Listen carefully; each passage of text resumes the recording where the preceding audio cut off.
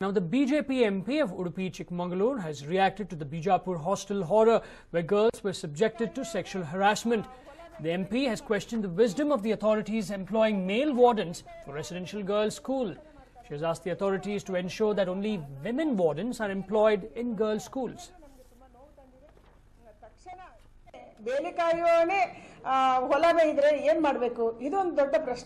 ಇವತ್ತು ಅದನ್ನು ಕಾಯಕ್ಕೆ ಬಿಟ್ಟವರೇ ಅವರ ಮೇಲೆ ಮಕ್ಕಳ ಮೇಲೆ ದೌರ್ಜನ್ಯ ಮಾಡ್ತಾರೆ ಅಂದ್ರೆ ಅವರು ಸಹಿಸಿಕೊಳ್ಳೋಕ್ಕೂ ಅಲ್ಲ ಹೇಳಕ್ಕೂ ಅಲ್ಲ ಅನ್ನೋಂಥ ಸ್ಥಿತಿಯಲ್ಲಿ ಆ ಮಕ್ಕಳು ಇರುವಂತ ನಿಜವಾಗ್ಲೂ ನಮಗೆ ತುಂಬಾ ನೋವು ತಂದಿದೆ.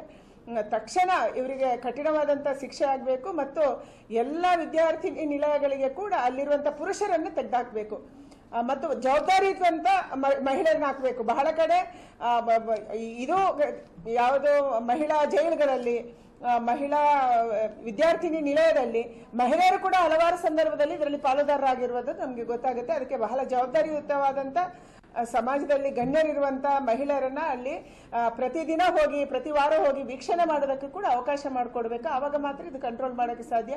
ಯಾಕಂದ್ರೆ ಅಲ್ಲಿರುವಂತ ವಾರ್ಡನಿಗೆ ಸಹಜವಾಗಿ ಮಕ್ಕಳು ಹೆದರ್ತಾರೆ, ನಮ್ಮನೇಲಿ ಕಿತ್ತಾಕ್ತಾರೋ ಅಥವಾ ನಮ್ಗೇನು ಪನಿಷ್ಮೆಂಟ್ ಕೊಡ್ತಾರೋ ಅಂತ ಹೆದರ್ತಾರೆ. ಅದಕ್ಕಾಗಿ ಅವರಿಗೆ ಫ್ರೀ ಆಗಿ ವಿದೌಟ್ ವಾರ್ಡನ್ ಇಲ್ಲದೇನೆ ಆ ಮಕ್ಕಳು ಬೇರೆಯವರ ಜೊತೆ ಅವರ ಸಮಸ್ಯೆಯನ್ನು ಹೇಳ್ಕೊಳ್ಳಕ್ಕೆ ಒಂದು ಅವಕಾಶವನ್ನ ಮಾಡಿಕೊಡ್ಬೇಕನ್ನುವಂಥದ್ದು ನಮ್ಮ ಆಗ್ರಹ ಇದೆ. ತಕ್ಷಣ ಈ ಕಡೆ ಸರ್ಕಾರ ಗಮನ ಕೊಡಬೇಕು. ಇದು ಕೇವಲ ಅಲಮೇಲಿನ ಸಿಂದಗಿ ತಾಲೂಕಿನ ಬಿಜಾಪುರ ಜಿಲ್ಲೆಯ ಒಂದು ವಿದ್ಯಾರ್ಥಿ ನಿಲಯದ ಅಥವಾ ಒಂದು ಕಿತ್ತೂರು ರಾಣಿ ಚೆನ್ನಮ್ಮ ವಸತಿ ಶಾಲೆಯ ಕೇಸ್ ಅಲ್ಲ.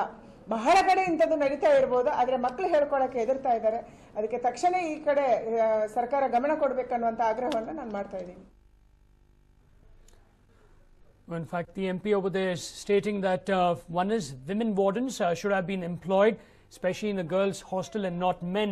And secondly, she says that there are other girls' hostels over there and such things could be happening over there, so the government must immediately look into this.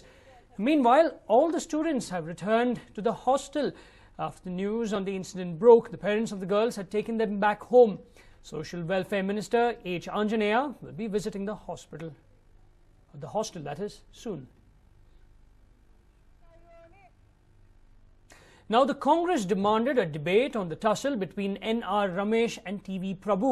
This sparked a ruckus in the council between the Congress and BJP members.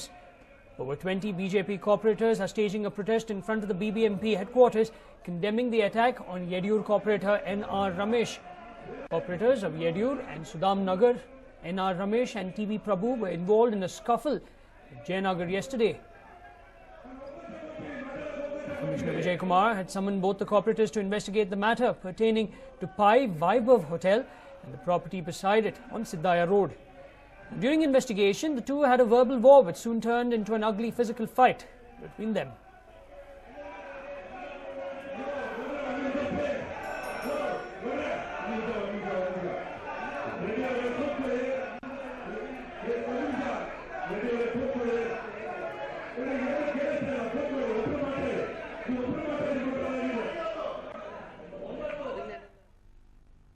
Well, the three men who are accused of raping a Bihari woman at a farmhouse in Bengaluru have been remanded to police custody. They were produced before the second JMFC court in Magadi today. The court remanded them to police custody till the 26th of August. Now, the accused have been identified as Arun Kumar Gowda, his friend Kempa and Mahadev will all be cooling their heels behind bars.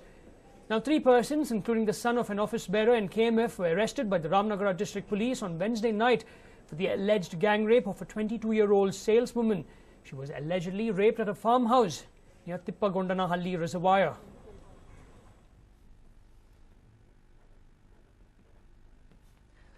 Well, in fact, the three men who are accused of raping a Bihari woman at a farmhouse in the city have been remanded to police custody. Produced before the second JMFC court in Magadi today. The court remanded them to police custody till the 26th of August.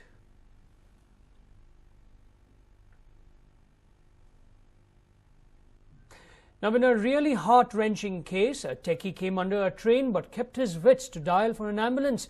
The incident took place at Baipanahalli station, which happened to be deserted at the time of the incident.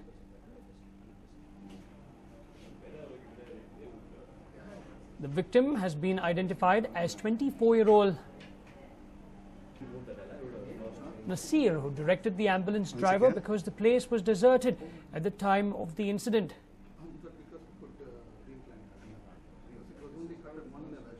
I fell down. I was on exactly middle of the track, and my chest is almost on the another track, and my legs were.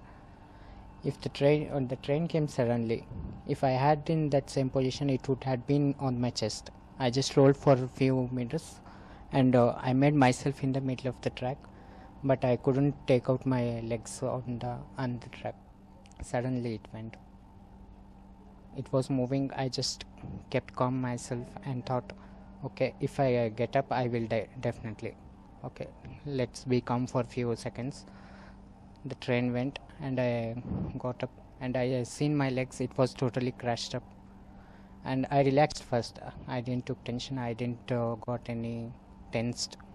I just kept relaxed, and I asked for help around the people. There were no common people were traveling, but no one helped me, and I just thought for a while. 15 minutes I wasted in asking help itself for others.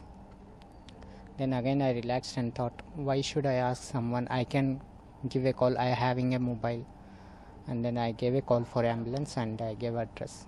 Then they picked up me. Feeling like hell, I thought I could die there itself. But for a while I thought, okay, last time I should see my parents once. That's the only reason I called for ambulance. Else I would have give up there itself. Well, the doctors were amazed by Nasir Ahmed's exceptional grit. Nasir not only called 108 despite being in pain, but he kept giving directions to the ambulance driver too. But one of Nasir's legs had to be amputated. He came, his blood pressure was very low because of the excessive bleeding, and though he was conscious, he was able to take a decision. He wanted the legs to be saved at any cost, and we said we will give a trial. We will see how best we can do. Both the legs were crushed, and they were pulled by the train wheels. So we took him to the operation theatre immediately. When we saw one of the right leg got very badly crushed, even the distal part of the foot and toes were badly crushed, it was not possible to reconstruct or revive that leg. We had to amputate that leg. The left leg was looking okay. It was crushed at the level of the foot, the ankle joint. We thought we will give a trial of reimplantation of the foot. Reimplantation of the foot at that level is very difficult because it's a complex structure of bones as well as a complex tissues, blood vessels, nerves, and everything. Because one leg was already gone, we thought we should try to save the other leg, and we took a challenge along with Dr. Pradeep. We did the reimplantation. Bone was fixed initially. We tried to fuse the joint as well as reconstruct all the blood vessels, nerves, tendons, everything, whatever was available. We gave him only a chance of 20 to 30% because it was badly crushed, and it did quite well, and he did a post-operatively quite well. He tolerated the surgery quite well, and now the leg is surviving. So hoping that he will be able to ambulatory at the earliest. Well, that now we have saved one part of the leg of the left leg. Now we have to look forward. See, the thing is, the right leg is partially amputated. We could fit a very good prosthesis to the right side at the earliest, and at least make him get up and walk on independently. And the left leg, we are pretty sure that with a certain amount of minimal surgeries, we could be able to make him walk, putting full weight on the left leg, so that he can lead a normal life. He could probably lead a normal life at the earliest and be a normal person instead of being a bilateral amputee stuck in a wheelchair, so which is a worse thing. So because of this brave person's initiative, we have been able to save his left leg, and we hope to put him to his normalcy life at the earliest possible. In fact, you heard what the doctors had to say. Now, thanks to his presence of mind, the grit that he had, it's not that he actually basically remained calm, informed the ambulance driver, basically giving him proper directions as to where to come and get him. The doctors state that instead of him remaining a bilateral amputee, they have been able to save his left leg, and hence in some time he should be able to get back to his normal life. Another breather for the accused in the Bengaluru twin bomb blast case. The Supreme Court that heard the bail extension plea of Abdul Nasser Madani today extended it by another month. Earlier, the Supreme Court had granted a 1-month bail on health grounds to the 2008 Bengaluru serial bomb blast prime accused on the 11th of July. But then Madani sought a bail extension and the case was adjourned. The Karnataka government had filed an affidavit in the Supreme Court opposing the bail plea. The government claimed that Madani could influence witnesses if he stayed out of jail. Now, the interim bail granted by the Supreme Court to Madani has been extended for 1 more month. This is basically in view of the report of the hospital that he'll take at least 2 months first initial treatment to recover.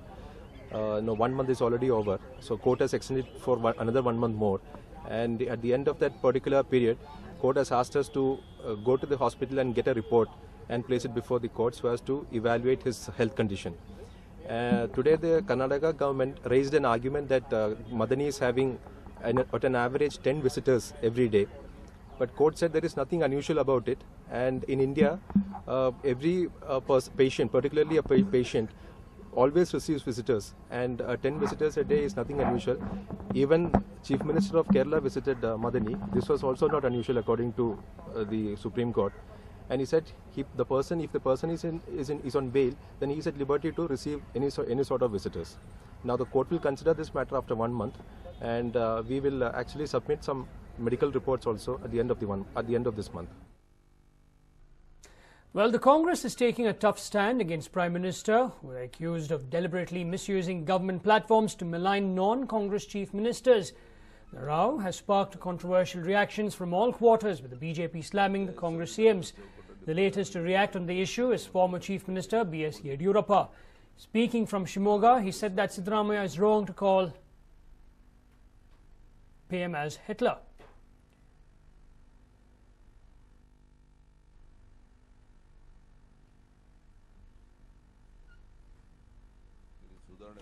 In fact, let's now listen to what Yediyurappa had to say.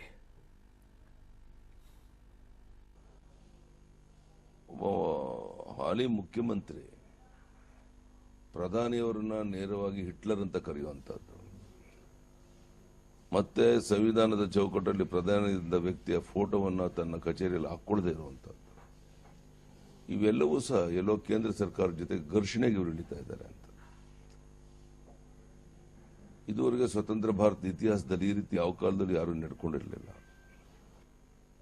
ಮುಖ್ಯಮಂತ್ರಿಗಳು ಇನ್ನಾದರೂ ಅವ್ರ ನಡವಳಿಕೆಯಲ್ಲಿ ಸುಧಾರಣೆ ಮಾಡಿಕೊಂಡು ನಮ್ಮ ರಾಜ್ಯಕ್ಕೆ ಬರಬೇಕಾದ ಪಾಲು ಸವಲತ್ತುಗಳ ಬಗ್ಗೆ ಯೋಚನೆ ಮಾಡಬೇಕೆ ಹೊರತು ಈ ಘರ್ಷಣೆಯ ರಾಜಕಾರಣ, ಈ ರೀತಿಯ ಶಬ್ದಗಳನ್ನು ಪ್ರಧಾನಿಯವರು ಉಪಯೋಗಿಸುವಂತಹದ್ದು, ಪ್ರಧಾನಿಯವರು ಹಿಟ್ಲರ್ ಆದ ಏನಂತ ಕರೀಬೇಕು? ಜನ ಉತ್ತರ ಕೊಡ್ತಾರೆ. ಮನುಷ್ಯ ಸಿದ್ದರಾಮಯ್ಯನವ್ರಿಗೆ ಒಂದು ರೀತಿ ತನ್ನ ಕಾಲ ಮೇಲೆ ತಾನಿಲ್ಲಕ್ಕಾಗ್ತಾ ಇಲ್ಲ ಅನ್ನೋಂಥ ಕುಸಿಯುವಂಥ ಒಂದು ಪರಿಸ್ಥಿತಿ, ಒಳಜಗಳ, ಗೊಂದಲ, ಇದರಿಂದ ಏನೋ ಪ್ರಧಾನಿ ಬಗ್ಗೆ ಮಾತನಾಡಿದ್ರೆ ನನ್ನೇನೋ ಗೌರವ ಜಾಸ್ತಿ ಆಗುತ್ತೆ, ಪ್ರತಿಷ್ಠೆ ಜಾಸ್ತಿ ಆಗುತ್ತೆ ಅನ್ನೋ ಭ್ರಮೆನಲ್ಲಿದ್ದಾರೆ. ಮುಖ್ಯಮಂತ್ರಿಗೆ ಆ ರೀತಿ ನಡ್ಕೊಳ್ಬಾರ್ದು. ಯಾಕೆಂದ್ರೆ ಪ್ರಧಾನಿ ನರೇಂದ್ರ ಮೋದಿ ಅವರು ಯಾರ ಬಗ್ಗೆನೂ ಒಂದು ಹಗುರವಾದ ಮಾತನ್ನು ಇದುವರೆಗೂ ಆಡಿಲ್ಲ ಕಳೆದ 3 ತಿಂಗಳಲ್ಲಿ. ನೀವು ಯಾಕೆ ಈ ಥರ ಮಾತನಾಡ್ತಾ ಇದ್ದೀರಾ ಅಂತ ಅವ್ರಿಗೆ ಅವರೇ ಪ್ರಶ್ನೆ ಆಗೋದು.